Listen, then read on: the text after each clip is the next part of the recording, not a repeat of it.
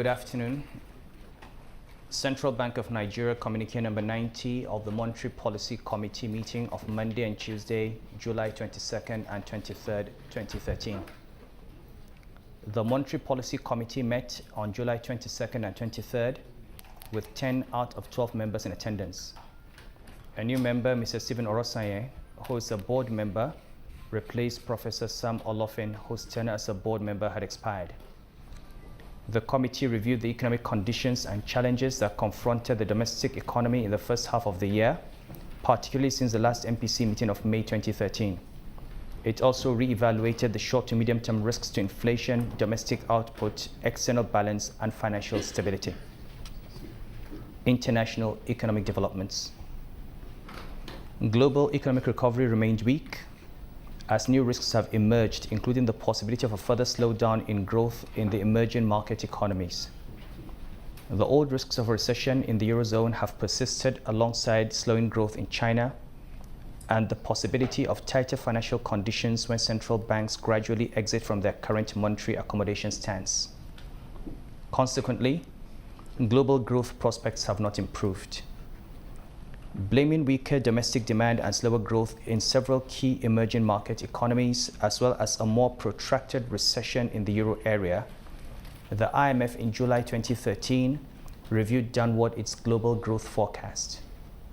It also reviewed downward its growth forecasts for the United States and China to 1.7 and 7.8% from 1.9 and 8% in April 2013 respectively, but raised the forecast of the UK from 0.7% to 0.9% in the same period.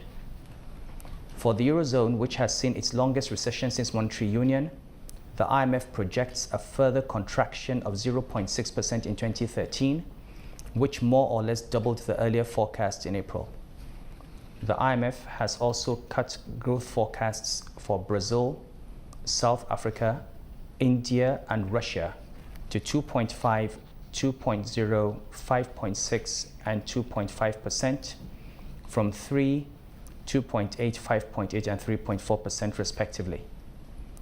Japan's growth rate forecast is projected at 2%, up from a forecast of 1.5%. The slowdown in global growth is likely to impact on commodity prices and thus adversely impact all exporting countries like Nigeria. In addition, continued fragility in financial markets continues to generate bouts of capital flow reversals and inflows that are potentially disruptive to emerging and transition markets, especially their currencies. Domestic economic and financial developments. Output. The National Bureau of Statistics estimated the real gross domestic product growth at 6.72% for Q2 2013, slightly higher than the 6.56% recorded in Q1, and higher than the 6.39% in Q1 2012. Overall, GDP growth for fiscal 2013 was projected at 6.91%, up from 6.58% in 2012. The non-oil sector remained the major driver of growth, recording 7.91% in contrast to the growth rate of minus 0.68% for the oil sector during the second quarter of 2013. The drivers of the non-oil sector remained agriculture, wholesale and retail trade, and services, which contributed 1.72, 1.47, and 2.90% respectively. The committee noted the continued decline in the contribution of the oil sector to overall GDP and the underlying factors responsible for this state of affairs.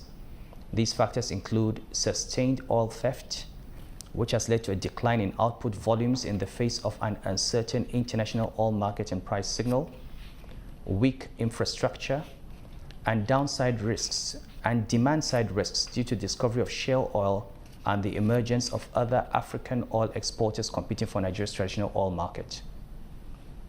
Prices. Inflationary pressures continue to moderate, partly in response to the tight monetary policy and the base effect. The year-on-year headline inflation decelerated to 8.4% in June from 9.0% in May. This is the lowest level in 5 years. Also, core inflation declined significantly to 5.5% in June from 6.2% in May and 6.9% in April. Food inflation, however, rose to 9.6% in June from 9.3% in May 2013. Notwithstanding the moderation in headline inflation, there are benign risks on the horizon, including the possibility of accelerated fiscal releases in the later part of the year and the effects of the upward review of electricity tariffs in line with MITO following the implementation of the full deregulation of the energy sector. The 6-month inflation outlook indicates that inflation would remain within single-digit territory. However, the current state of government finances is likely to generate increased borrowing. The key risks to outlook, therefore, remain fiscal operations, increased pressure on the exchange rate due to excess structural liquidity in the banking system, and the possibility of a capital flow reversal in the medium term. Money, credit, and financial market developments. Broad money grew by 0.71% as at end June 2013 over the level of December 2012. When annualized, M2 grew by 1.42% compared with the growth of 2.7% in the corresponding period of 2012. Thus, M2 growth was significantly below the benchmark of 15.2% for 2013 and 7.6% for Q2 of 2013. Interest rates in the interbank money market moved in tandem with the level of liquidity conditions in the banking system. The average liquidity ratio was 67.79% compared with the prudential requirement of 30%. Thus, the average interbank call and open buyback rates, which opened at 12.07 and 11.91% on May 20, 2013, closed lower at 10.42 and 10.29% respectively on June 28, 2013. However, the average interbank call and OBB rates for the period were 11.8 and 11.46% respectively. The recovery in the Nigerian capital market continued as equities market indicators were upbeat in the review period. The all-share index increased by 28.8% from December 2012 to June 2013, while the equities market capitalization increased by 27.3% from 8.97 trillion in December to 11.43 trillion on June 28, 2013. Improved earnings and investor confidence in the economy contributed to the upswing in stock prices. The equities market median price earnings ratio rose above the long-run median by 9% in June 2013. External sector developments. At the WDAS, interbank and BDC segments of the foreign exchange market, the exchange rate depreciated to 157.32, 161.25, and 163 naira to the dollar on July 19, 2013, from 157.3, 158.3, and 159.5 naira to the dollar on 21st May 2013. The committee noted the depreciation recorded in all segments of the foreign exchange market in the review period on the back of a general sell-off by portfolio investors in emerging and frontier markets following guidance by the U.S. Federal Reserve Bank with respect to its quantitative easing programs. It also observed that the experience in Nigeria was not unique, as the spike in the U.S. yields negatively impacted financial markets globally. However, calm has since returned to the financial markets, following further clarifications by the Fed that exit from QE is not imminent and does not necessarily mean monetary tightening. Thus, the Nigerian capital market has seen a rally, while the demand pressure in the foreign exchange market has somewhat moderated.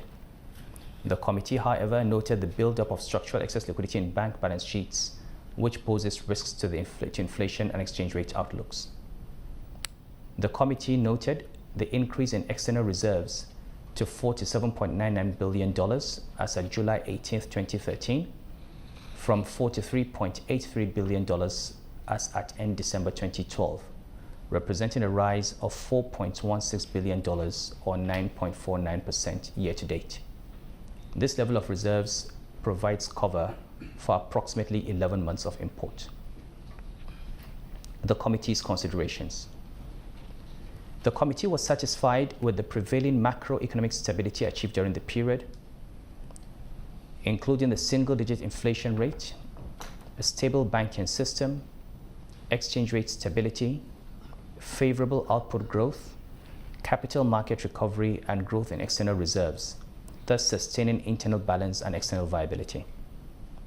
The committee also noted the recent volatility in the foreign exchange market and recognized that the commitment of the bank to defend the currency in the face of capital flow reversal and significant revenue attrition has stemmed the depreciation of the naira.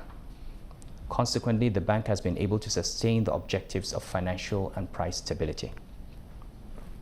The committee observed the build-up in excess liquidity in the banking system and expressed concern over the rising cost of liquidity management, as well as the sluggish growth in private sector credit, which was traced to domestic money banks' appetite for government securities.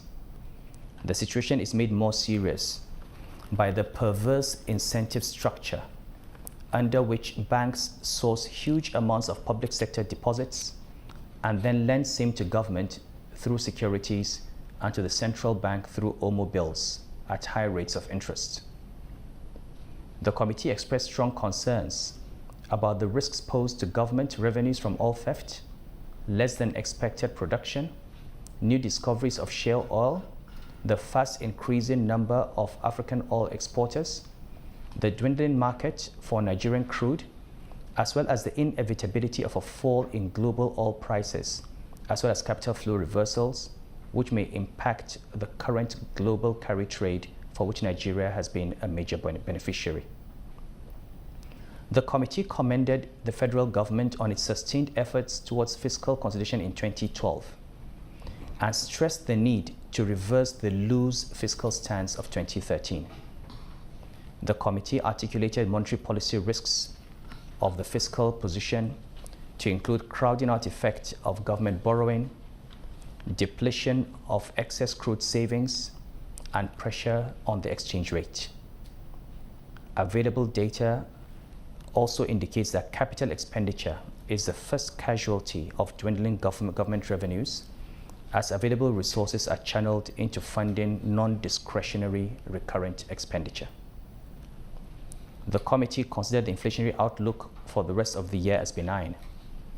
However, principal risks remain, largely due to the loose fiscal stance and rising deficit, excess liquidity in the banking system, and risk to the exchange rate due to a combination of revenue shocks and external developments.